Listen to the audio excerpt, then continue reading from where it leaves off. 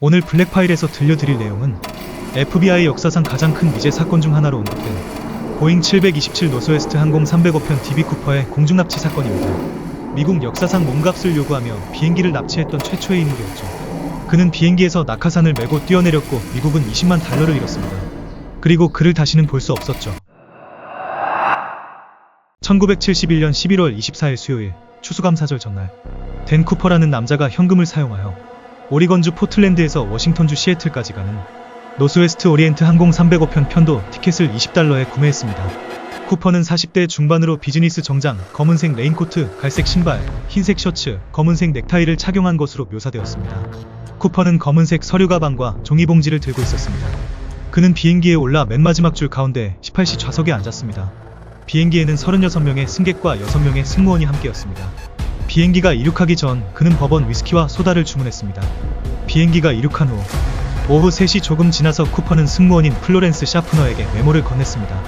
처음에 그녀는 쪽지를 보지 않고 주머니에 넣었지만 쿠퍼는 그녀의 눈을 무섭게 쳐다보며 그 쪽지를 보는 게 좋을 거예요 라고 말했습니다. 그녀는 쪽지를 확인했고 내용은 충격적이었습니다. 여기에 폭탄이 있으니 내 지시에 따르라 라는 내용입니다. 놀란 그녀는 그에게 다가가 진심이냐고 물었습니다. 쿠퍼는 폭탄이 서류 가방에 있다고 말했고 쿠퍼는 그녀의 동료인 티나까지 불러 서류 가방을 열었습니다. 서류 가방을 열자 전선으로 둘러싸인 붉은색 막대기들이 보였고 정말로 폭탄이 들어있었죠. 그는 2개의 전선의 맨 끝을 잡고 요구가 충족되지 않으면 비행기를 폭파하겠다고 위협했습니다. 그 후 쿠퍼는 승무원에게 자신이 하는 말을 적어서 기장에게 전해달라고 했습니다.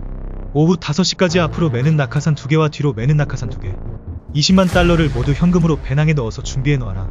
그리고 시애틀 공항에 착륙하면 연료를 바로 채울 수 있게 연료 트럭도 준비해 놓아라. 승무원은 쿠퍼의 지시에 따라 기장에게 곧바로 내용을 전달했고 항공기 테러 예고 사건임을 인지한 기장 윌리엄 에이스콧은 승무원을 안심시킨 뒤 시애틀 타코마 공항의 관제탑에 알렸습니다. 그리고 기장의 신고를 받은 타코마 공항 관제탑은 지역 및 연방 당국에 이 사실을 알렸죠. 여기서 한 가지 이상한 점은 쿠퍼가 20만 달러를 $20 지폐로만 달라고 요청했다는 것입니다. 그녀가 돌아왔을 때 쿠퍼는 짙은 선글라스를 끼고 있었고 담배 한 갑을 거의 다 피우면서 버번을 마시며 침착해 보였다고 했습니다. 비행기는 시애틀에 착륙했고 쿠퍼는 비행기에 탄 36명의 승객을 돈과 자신이 요청했던 낙하산으로 교환했습니다. 쿠퍼는 승무원 몇 명을 비행기에 태우고 멕시코시티로 이륙시키려 했지만 거기까지 가기엔 연료가 부족하다는 기장의 말에 네바다주의 리노국제공항을 경유하기로 했습니다. 대신 쿠퍼는 이륙 후 1만 피트 약 3000m 이하 고도를 유지해 달라고 요청했고 모든 승무원을 조종실에 몰아넣었습니다. 그리고 객실에는 아무도 들어오지 말라고 지시했죠. 저녁 8시가 조금 지나서 비행기가 시애틀과 네바다주 리노 사이 어딘가에 있을 때 계단문 경고등이 깜박이면서 후방 계단이 열렸습니다. 보잉 727은 1971년에 뒷문 계단이 있는 몇 안 되는 상업용 비행기 중 하나였죠. 쿠퍼는 보잉 727 뒷문에서 낙하산 2개와 돈을 들고 뛰어내렸고 다시는 영영 볼 수 없게 되었습니다. 한 가지 주목할 만한 건 쿠퍼가 뛰어내리기 전에 검은색 JC 페니 클립을 낀 넥타이를 벗었다는 것이죠. FBI가 DNA 샘플을 확보할 수 있었던 증거였습니다. 이 사건은 북서부 납치의 약자인 노르작으로 명명되었고 증거를 찾기 위해 수사는 수십 년 동안 이어졌습니다. FBI는 댄 쿠퍼의 낙하 지점을 예상하여 대대적인 수색을 실시했지만 그곳은 나무가 울창한 숲이었기 때문에 당국은 전혀 쿠퍼의 흔적을 찾지 못했습니다. FBI는 쿠퍼를 추적하기 위해 그가 탈취한 $20 지폐의 일련 번호를 금융기관과 정부기관 및 국민들에게 공개했습니다. 또한 일련 번호가 같은 지폐를 찾는 사람에게 보상금을 내걸기도 했죠. $20 지폐에 대한 관심은 엄청났지만 그 누구도 제보를 하지 않았습니다. 놀랍게도 쿠퍼가 탈출한 지 9년 후인 1980년 브라이언 잉그램이라는 어린 소년이 일련 번호와 일치하는 $20 지폐로 가득 찬 썩은 꾸러미 3개를 발견합니다. 금액은 총 $5,800. 소년은 티나바 해변에서 아버지와 함께 모닥불을 피우다가 이 지폐들을 발견했습니다. 하지만 FBI는 흥분이 가라앉자 그 돈을 보고 더 많은 의문이 들었습니다. 그중 가장 중요한 것은 어떻게였습니다. 돈이 어떻게 해서 투하 지점에서 멀리 떨어진 곳에 있게 되었을까? 이 지도를 보면 쿠퍼가 돈 일부를 떨어뜨렸고 그 돈이 루이스 강에 떨어졌다고 생각하기 쉽습니다. 이 묶음들은 콜롬비아 강을 따라 더 하류로 흘러가 마침내 티나바에 있는 해안에 도달했을 것입니다. 그러나 어떻게 3개의 현금 꾸러미가 같은 해변에 정확히 같은 장소에 놓이게 되었는지 설명하는 데 어려움을 겪습니다. 게다가 잉그램이 그 묶음을 발견했을 때 묶음을 묶어두었던 고무줄은 여전히 그대로 남아있었습니다. 이것이 중요한 이유는 2009년에 실시한 실험에서 이 브랜드의 고무줄은 1년 이상 야외나 물에 노출되면 견딜 수 없다는 사실이 밝혀졌기 때문입니다.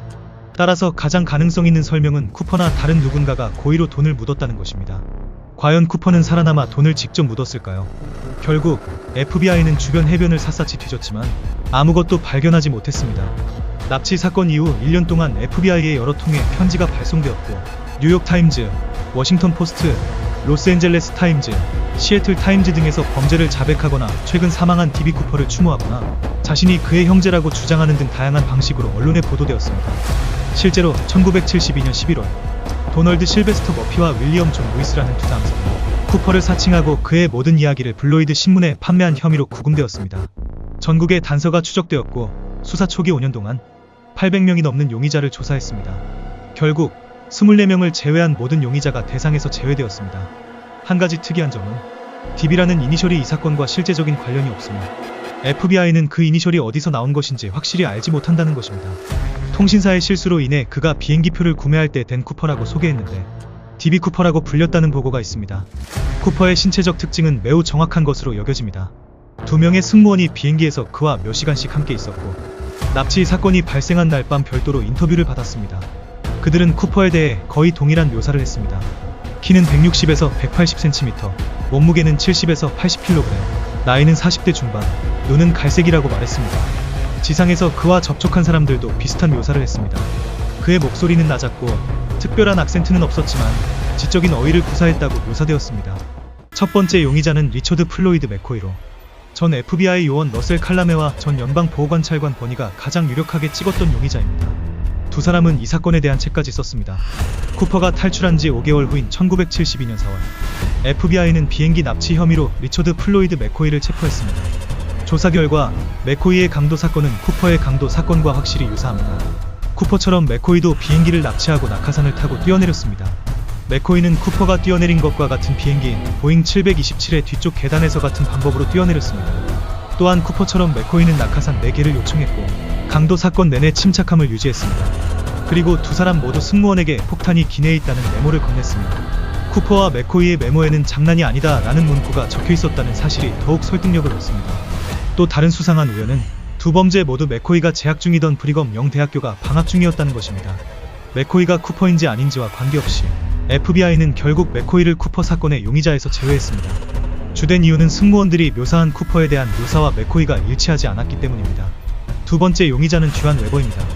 그는 죽기 직전에 자신이 DB 쿠퍼라고 주장했습니다. 그의 아내 존은 죽기 직전 듀안이 자신을 끌어안고 당신에게 비밀 하나 말해줄게요. 저는 댄 쿠퍼예요. 라고 말했다고 주장했다고 합니다. 이 폭로로 존은 명확한 단서들을 다시 떠올리게 되었죠. 조의 말에 따르면 듀안은 비행기에 지문을 남겼던 것에 대한 악몽을 꿨다고 합니다. 또한 그는 비행기에서 뛰어내리다 무릎에 부상을 입었다고 주장했죠. 듀안의 필적은 도서관에 있는 DB 쿠퍼에 대한 책 여백에서 발견되었다고 합니다. 존은 또한 듀안이 티나바 해변 돈이 발견된 장소로 자신을 데려갔다고 주장했습니다. 마지막으로 존은 듀안이 오래된 노스웨스트 항공 티켓을 가지고 있었다고 주장했습니다. 게다가 웨버는 제2차 세계대전 참전 용사이기도 했습니다. 그는 광범위한 범죄 기록을 가지고 있었고 신체적 특징이 일치했으며 1971년 당시 47세였습니다.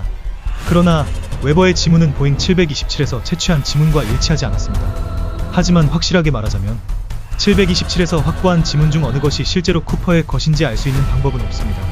더욱이 웨버의 DNA는 넥타이 핀에서 채취한 DNA 샘플과 일치하지 않았습니다.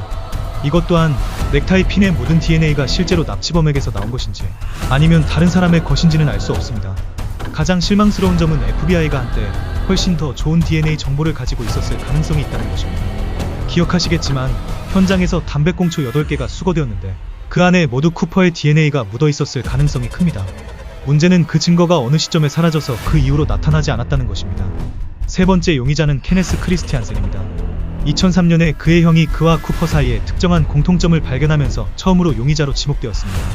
크리스티안센은 제2차 세계대전 당시 낙하산병으로 잠시 복무했고 1953년부터는 노스웨스트 항공에서 정비사와 승무원으로 일했습니다. 그는 보잉 727 납치 사건 당시 45세였습니다. 그는 왼손잡이였는데 쿠퍼도 왼손잡이였을 가능성이 있습니다. 예를 들어 쿠퍼는 왼손을 사용하여 서류 가방을 만졌고 그가 비행기에 두고 온 클립형 넥타이는 왼쪽에 있는 넥타이 걸쇠를 달아 고정했습니다. 크리스티안센은 1994년에 죽기 직전에 동생에게 네가 알아야 할 것이 있는데 나는 말해줄 수 없어 라고 말했다고 합니다. 그가 세상을 떠난 후 그의 가족은 그의 은행 계좌에서 $20만 넘는 돈을 발견했습니다. 이 모든 것에 더해 승무원이었던 플로렌스 샤프너는 크리스티안센의 사진이 쿠퍼와 매우 닮았다고 말했습니다. 그러나 크리스티안센은 쿠퍼의 신체적 특징과 일치하지 않았습니다. 그는 키도 작고 몸도 가벼웠습니다.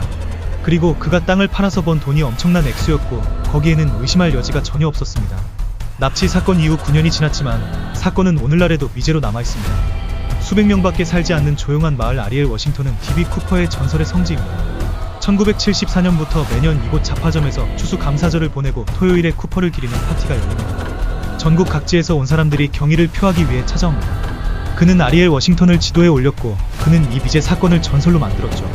밤에 폭우 속에서 로퍼를 신고 727에서 뛰어내리는 것이 얼마나 대담한지 상상할 수 있습니까? 쿠퍼는 정말 40대 중반이었을까요? 아니면 단지 나이에 비해 늙어 보였을까요? 2016년에 FBI는 패배를 인정하고 공식적으로 사건을 종결했습니다. 저는 그가 아직 살아있다고 생각합니다. 쿠퍼는 지금 이 시간에도 멕시코 해변에 앉아 술을 마시며 즐거운 시간을 보내고 있을 겁니다. 그는 정말 죽은 걸까요? 아니면 지금 이 순간에도 어딘가에서 뉴스를 보며 웃고 있을까요? D.B. 쿠퍼. 그는 단 한 번의 범죄로 FBI를 무릎 꿇렸고 이름 하나만으로 전설이 되었습니다.